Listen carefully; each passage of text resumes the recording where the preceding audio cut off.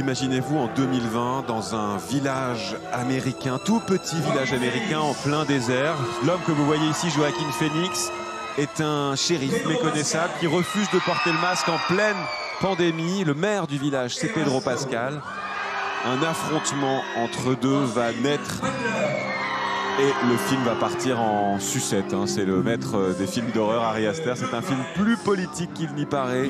Des informations, tensions communautaires, raciales si on peut dire. Emma Stone aussi joue un rôle. Justement, Emma Stone. C'est la femme de Joaquin Phoenix qui est le maire. Qui part en sucette aussi. Tout le monde part en sucette dans ce film. Pardonnez-moi l'expression.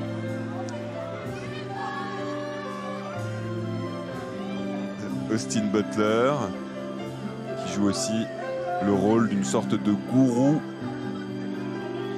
contemporain et numérique. C'est ça qui est intéressant. Il joue aussi avec tout un tas de registres d'images.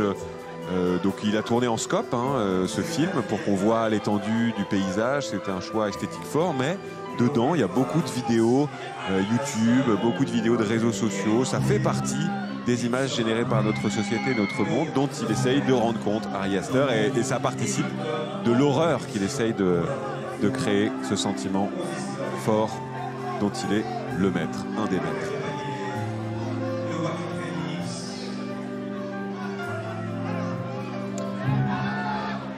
Ce sont des acteurs qu'on connaît bien ici au Festival de Cannes, qui les accueillent régulièrement. Emma Stone, qui est une partenaire sans faille de Yorgos Lanthimos. Pauvre créature, on peut citer, dans lequel elle tient le rôle principal. Prestation assez hallucinante. En fille de Frankenstein.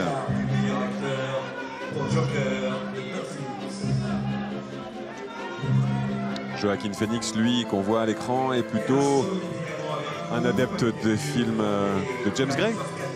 C'est vrai. Et maintenant des films d'Ari Aster, puisque c'est son deuxième.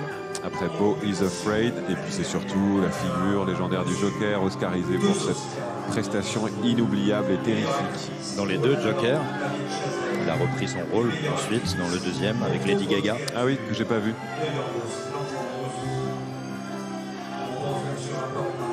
Austin Butler, paraît-il.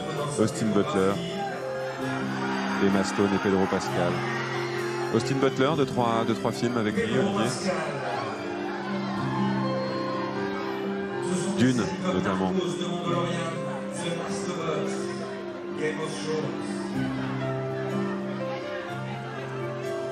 Ça,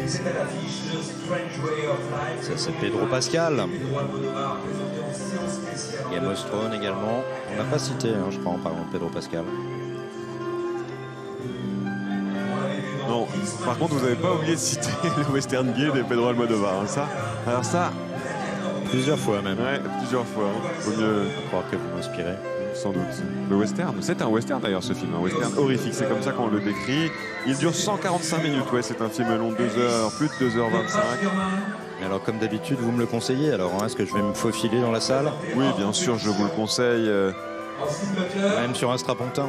Ce qu'on n'a pas dit, c'est que Joaquin Phoenix avait reçu le prix d'interprétation masculine en 2017 pour You Were Never Really Here. Si vous m'écoutiez, Lynn Ramsey.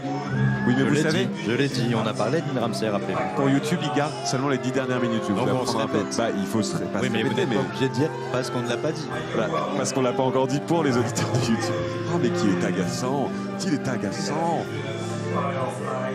Et Austin Butler, c'était l'Elvis de Baz Luhrmann qu'on a vu ici, Once Upon a Time in Hollywood, entre autres.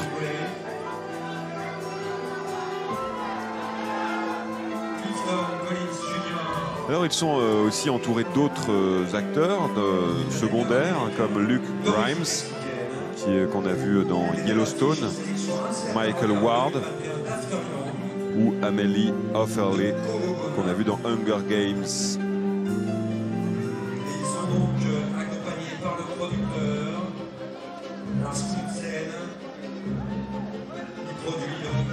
C'est glamour quand même.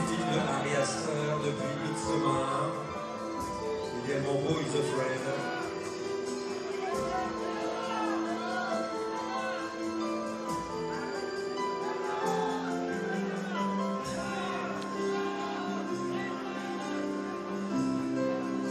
L'équipe est accompagnée de Anne Gomez, Idaka, Amélie, Werfele et Cameron Mann qui complètent ce casting.